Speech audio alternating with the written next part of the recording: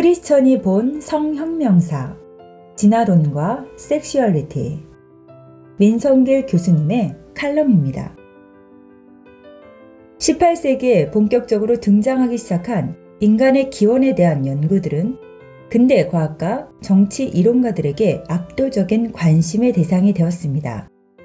드디어 19세기에 이르러 다윈, 웰레스 등이 독립적으로 자연 선택을 통한 진화의 개념을 제안하였고, 허버트 스펜서는 자연 선택 이론에 근거한 사회적 진화론을 제안하였으며 이들은 서로 영향을 주고받았습니다.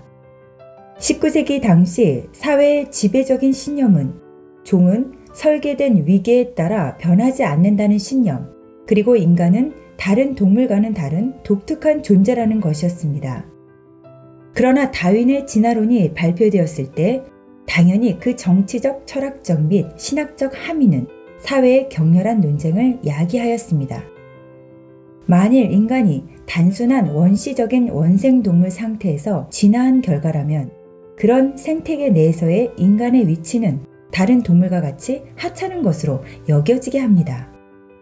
따라서 이 논쟁은 지금도 지속되고 있습니다. 그러나 진화론은 자연에서 우리가 보는 다양한 생명 현상들의 연결성에 대한 그럴듯한 추정 내지 가설일 뿐입니다. 이 점 오해 없어야 합니다. 다윈은 무신론자였고 그의 진화론은 유물론적이며 반기독교적입니다. 당연히 과학이론이나 진화론적 가설은 기독교의 하나님의 창조 섭리를 부인합니다. 그러나 우주의 시작이 빅뱅이라면 그 이전에 대해서 또는 우주 바깥에 대해서는 과학은 말할 수도 없고 실제 말이 없습니다. 우리 크리스천은 우리가 존재하고 있는 우주와 남녀 인간은 초월적인 하나님께서 창조하셨다고 믿고 있습니다. 다윈은 종의 기원을 쓴 지 12년 후인 1871년에 인간의 이치와 섹스에 관한 선택이란 책을 출판하였는데 이는 인간의 진화와 성적 선택에 대한 연구였습니다. 성적 선택은 자연 선택의 한 형태입니다. 다윈은 동물 세계에서 성적 선택은 수컷과 암컷 간의 다채로운 차이를 만들어내었다고 말합니다. 예를 들어 암컷 공작에 비해 수컷 공작에서 화려한 외양이 진화되었습니다. 다윈은 이 수컷의 화려함은 짝짓기에 유리할 뿐 아니라 같은 수컷들과의 경쟁에서도 유리하기 때문에 진화한 것으로 보았습니다. 그러나 그 화려함은 생존에 불리하게 만들기도 하는데 눈에 잘 띄게 만들므로 포식 동물에게 사냥감이 되기 쉽기 때문입니다. 이 모순은 생명체들은 생존에 불리함에도 불구하고 섹스 또는 생식을 우선시한다는 것을 의미합니다. 즉, 남자 수컷은 생존 경쟁에서 손해를 본다 해도 남자다운 수컷다운 것이 진화론적으로 타당한 것입니다.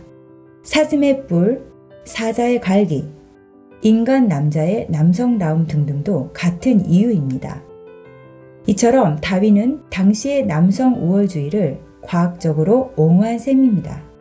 즉 다윈은 남자는 크고 강하고 창조적이고 용감하며 여자는 이성, 숙고, 상상의 영역에서 결핍이 있으며 여자의 직관적 능력은 하급 인종의 특징이라 하였습니다.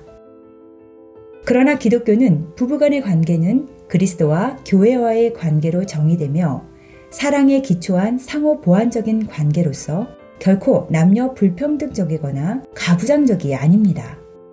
어쨌든 다윈의 이론은 성적 이원성을 지지하고 있습니다.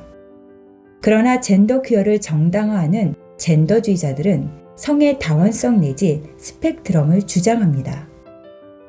어떤 과학적 이론이 정당한가 하는 것은 그 결과로 입증됩니다. 그런 점에서 과연 진화론은 인간 사회를 발전시키는 데 도움이 되었을까요? 진화론이 등장했을 당시 이미 진화론이 맞다면 생길 수 있는 문제점들이 나타나고 있었습니다.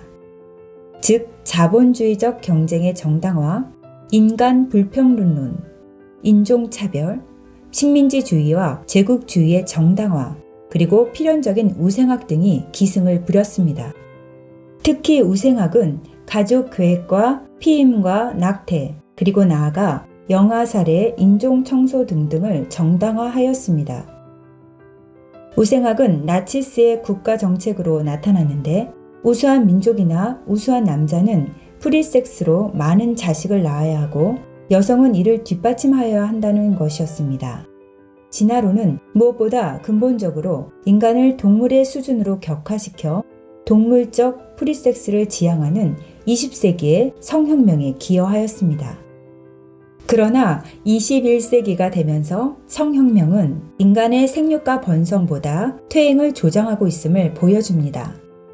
예를 들면 결혼 감소, 가족 체제의 붕괴, 남자의 정자 감소, 출산 감소, 낙태, 질병, 범죄 및 자살에 의한 생명 현상 감소 등등이 최종적으로 인구 감소로 나타나고 있는 것입니다.